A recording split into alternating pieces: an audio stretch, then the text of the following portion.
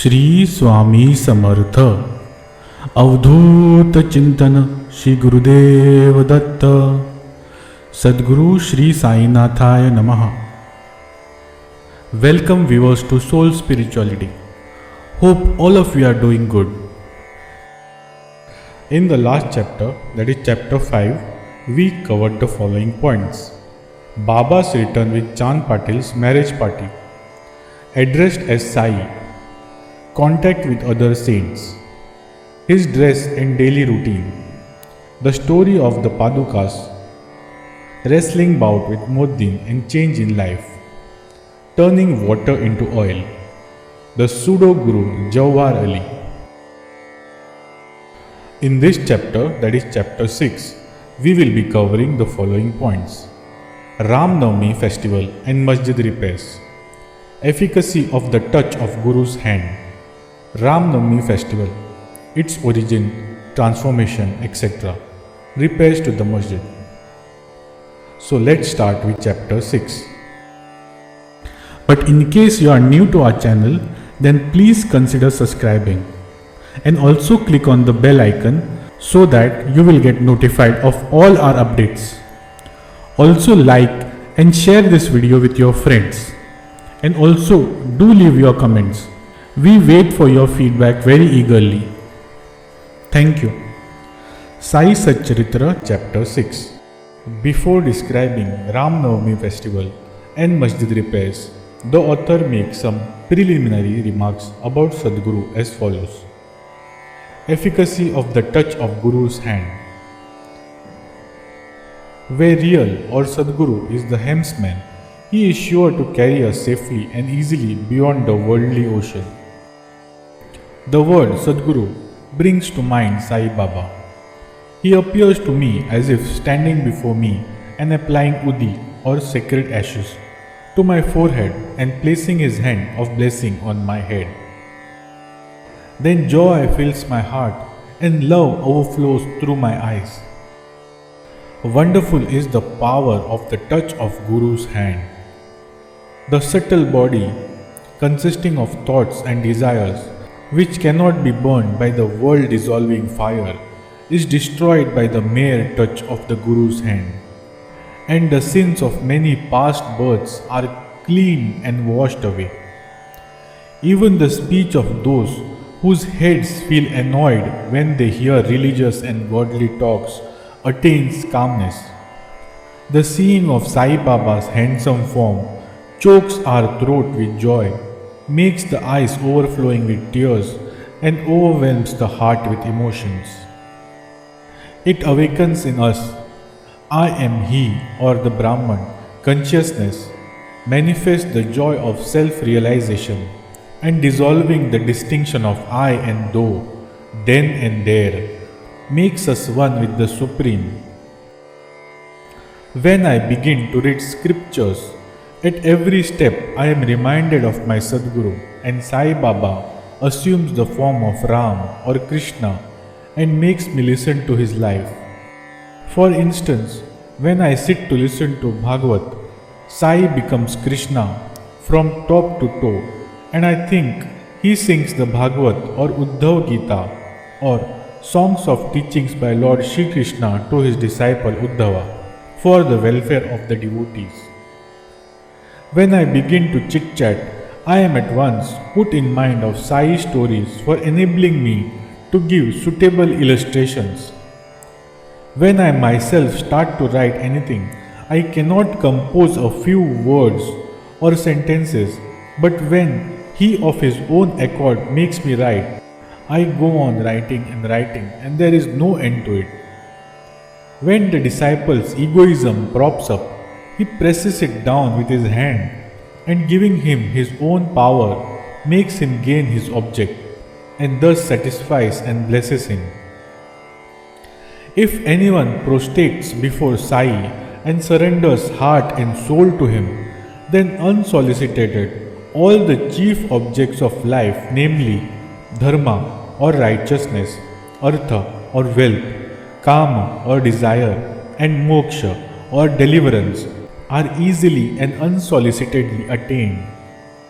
The four paths of karma, jnana, yoga, and bhakti lead us separately to God. Of these, the path of bhakti is thorny and full of pits and ditches, and thus difficult to traverse. But if you, relying on your Sadguru, avoid the pits and thorns and walk straight, it will take you to the destination or God. So says definitely Sai Baba. After philosophizing about the self-existent Brahman, his power or Maya to create this world and the world created, and stating that all these three are ultimately one and the same, the author quotes Sai Baba's words guaranteeing the welfare of the bhaktas. Quote, "There will never be any dearth or scarcity regarding food and clothes in any devotee's homes. It is my special characteristic that I always look to and provide for the welfare of those devotees who worship me wholeheartedly with their minds ever fixed on me." Lord Krishna has also said the same in the Gita. Therefore, strive not much for food and clothes. If you want anything, beg of the Lord. Leave worldly honors. Try to get Lord's grace and blessings and be honored in His court. Do not be deluded by the worldly honor. The form of the deity should be firmly fixed in the mind. Let all the senses and mind be ever devoted to the worship of the Lord. Let there be no attraction for any other thing. Fix the mind in remembering me always, so that it will not wander elsewhere, towards body, wealth and home. Then it will be calm, peaceful and carefree. This is the sign of the mind being well engaged in good company. If the mind is vagrant, it cannot be called well merged. Unquote. After quoting these words, the author goes on to relate the story of Ram Navami festival in Shirdi.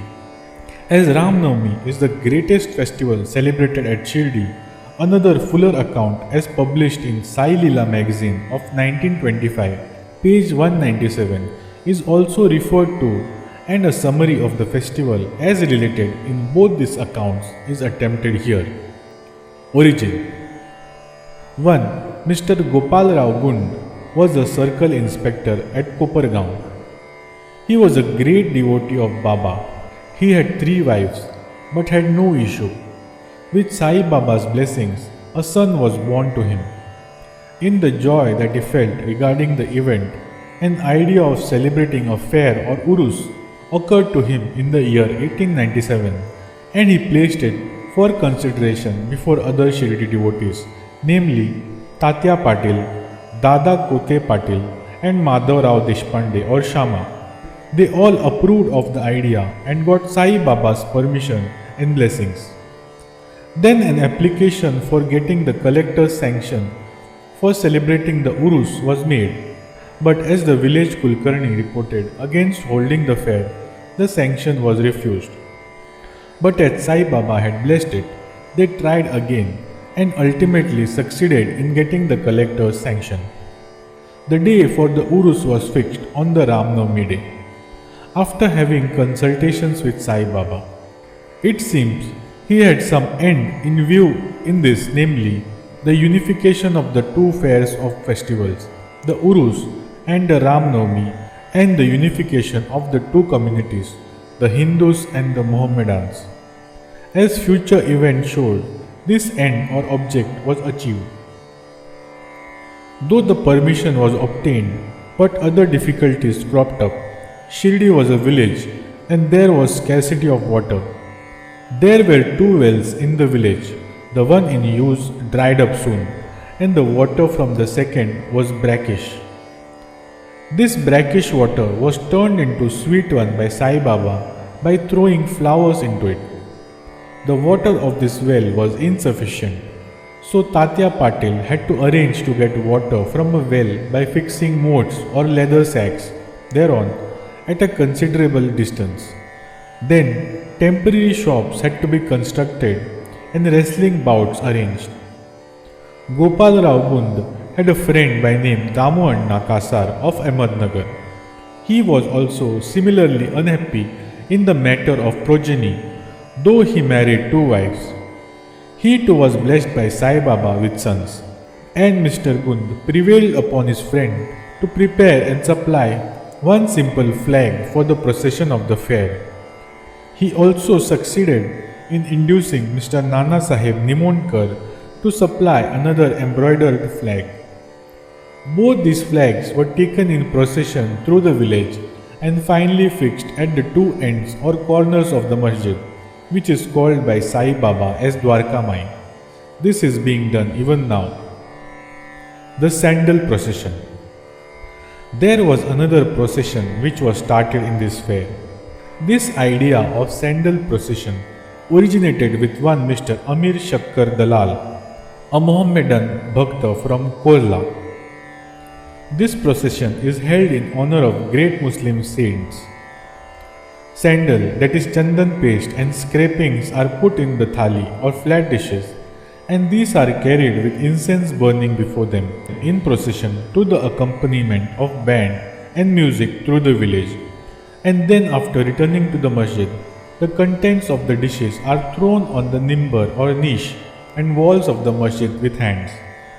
This work was managed by Mr. Amir Shakkar for the first 3 years and then afterwards by his wife. So on one day, the two processions, the flags by the Hindus and that of sandal by the Muslims, went on side by side and are still going on without any hitch. Arrangement. This day was very dear and sacred to the devotees of Sai Baba.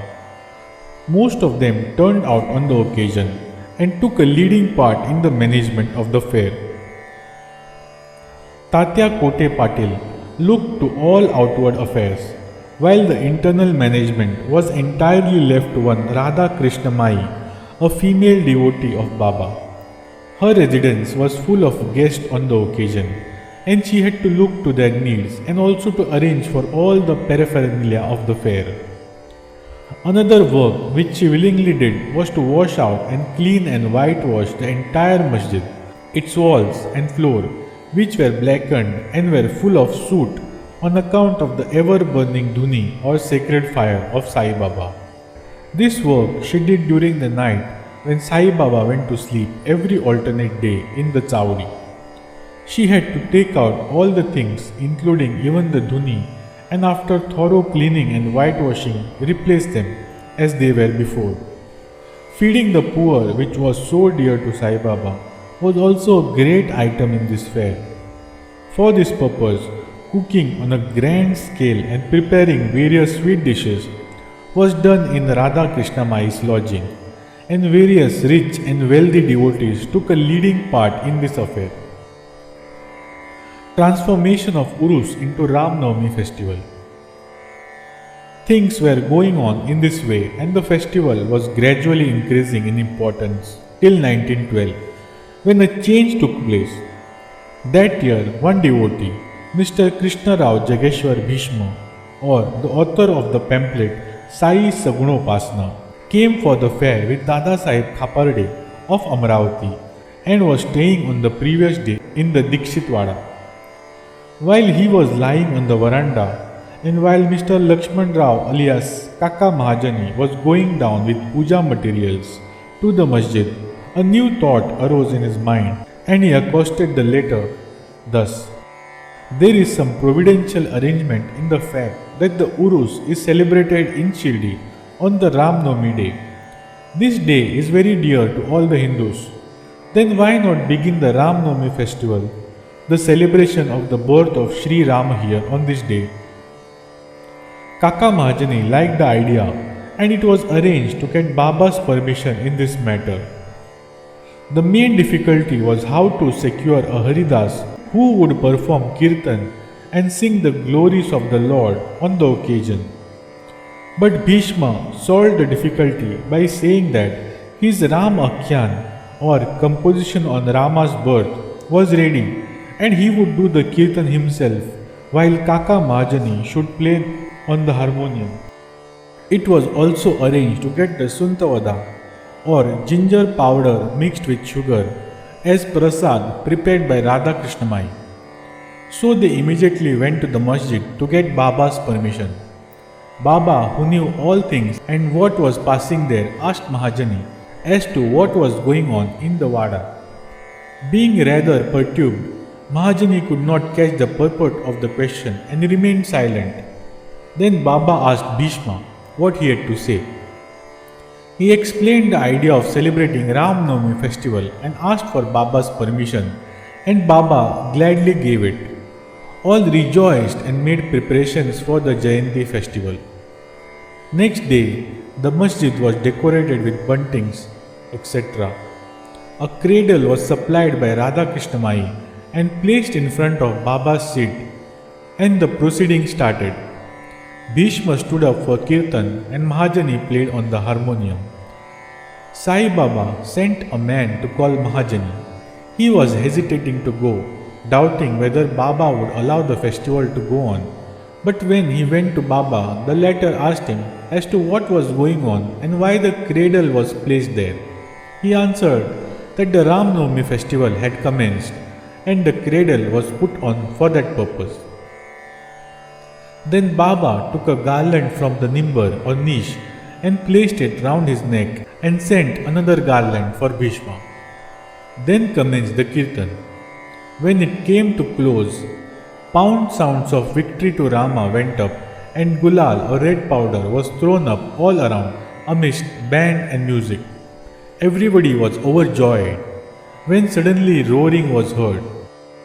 The red powder thrown promiscuously all round went up, somehow entered Baba's eyes. Baba got wild and began to scold and abuse loudly. People got frightened by this scene and took to their heels. Those intimate devotees who knew Baba well took these scoldings and outpourings of Baba as blessings in disguise. They thought that when Rama was born, it was proper for Baba to get wild and enraged, to kill Ravana and his demons in the form of egoism and wicked thoughts, etc. Besides, they knew that whenever a new thing was undertaken at Shirdi, it was usual with Baba to get wild and angry, and so they kept quiet. Radha Krishnamai was rather afraid and thought that Baba might break her cradle, and she asked Mahajani to get the cradle back. When he went to loosen and unfasten the cradle, Baba went to him and asked him not to remove it. Then after some time, Baba became calm, and that day's program, including Mahapuja and Arti, was finished. Later on, Mr. Mahajani asked Baba for permission to remove the cradle. Baba refused the same, saying that the festival was not yet finished.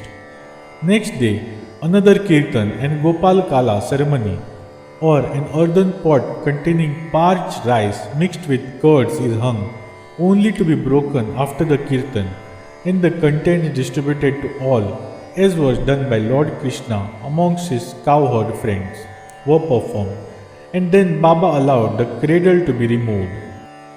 While the Ram Navami festival was thus going on, the procession of the two flags by day and that of the sandal by night went off with the usual pomp and show. From this time onwards, the Urus of Baba was transformed into the Ram Navami festival. From next year, that is 1913, the items in the program of Ram Navami began to increase. Radha Krishnamai started a Nam Sapta, or singing the glory of the God's name continuously day and night for 7 days, from 1st of Chaitra. For this, all devotees took part by turns, and she also joined it sometimes early in the morning. As Ram Navami festival is celebrated in many places all over the country, the difficulty of getting a Haridas was felt again.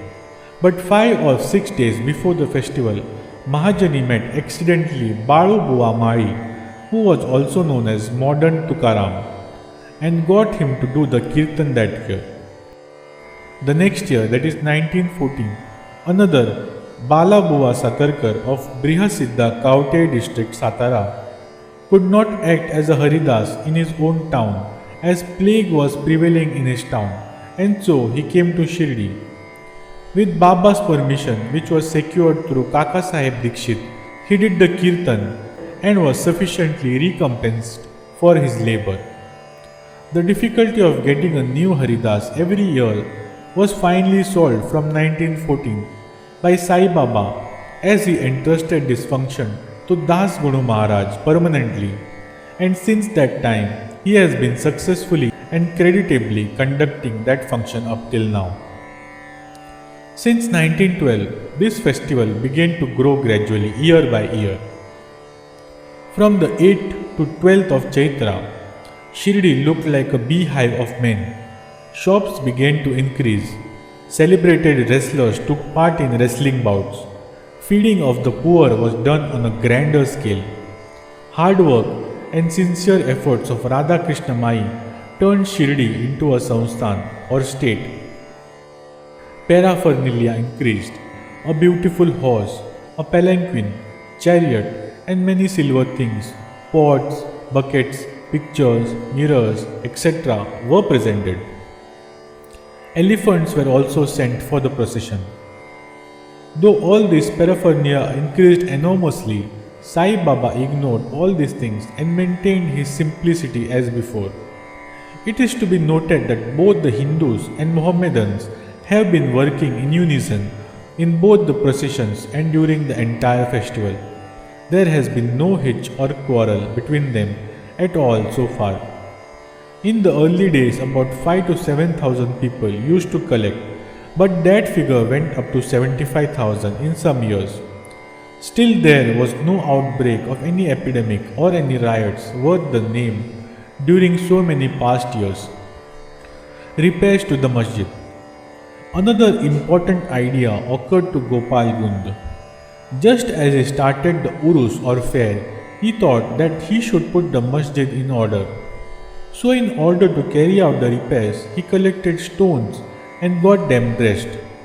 But this work was not assigned to him. This was reserved for Nana Sahib Chandorkar and the pavement work for Kaka Sahib Dikshit. First, Baba was unwilling to allow them to have these works done.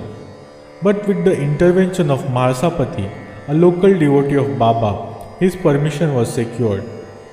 When the pavement was completed in one night in the masjid, Baba took a small gadi for his seat, discarding the usual piece of sackcloth used till then. In 1911, the Sabha Mandap or courtyard was also put in order with great labor and effort. The open space in front of the masjid was very small and inconvenient. Kaka Sahib Dikshit wanted to extend it and put on it roofing. At great expense, he acquired iron columns and pillars and trusses and started the work. At night, all the devotees worked hard and fixed the posts. But Baba, when he returned from Chowdi next morning, uprooted them all and threw them out. Once it so happened that Baba got very excited, caught a pole with one hand and began to shake and uproot it with the other hand. And with the other hand, caught the neck of Tatya Patil. He took by force Tatya's feta, struck a match, set it on fire and threw it in a pit. At that time, Baba's eyes flashed like a burning embers. None dared to look at him. All got terribly frightened. Baba took out a rupee from his pocket and threw it there, as if it were an offering on an auspicious occasion. Tatya was also much frightened. None knew what was going to happen to Tatya and none dared to interfere. Bhagoji Shinde, the leper devotee of Baba, made a little boldly advance, but he was pushed out by Baba. Madhavra was also similarly treated. He was being pelted with brick pieces. So all those who went to intercede were similarly dealt with. But after some time, Baba's anger cooled down. He sent for a shopkeeper, got from him an embroidered feta, and himself tied it on Tatya's head, as if he were being given a special honor. All the people were wonderstruck to see this strange behavior of Baba. They were at loss to know what enraged Baba so suddenly and what led him to assault Tatya Patil, and why his anger cooled down the next moment. Baba was sometimes very calm and quiet, and talk sweet things with love. But soon after, with or without any pretext, he got enraged. Many such incidents may be related, but I do not know which to choose and which to omit. I therefore refer them as they occur to me. In the next chapter, the question whether Baba was a Hindu or a Mohammedan will be taken up, and his yogic practices and powers and other matters will be dealt with. Bow to Shri Sai Baba. Peace be to all. Dear friends and viewers, if you like this video, please shower us some of your love by liking this video and by subscribing to our channel. Also share this video with your friends and do leave your comments or feedback in the comment section. Thank you. Shri Swami Samartha Avdhut Chintana Shri Gurudev Datta Sadguru Shri Sai Nathaya Namaha.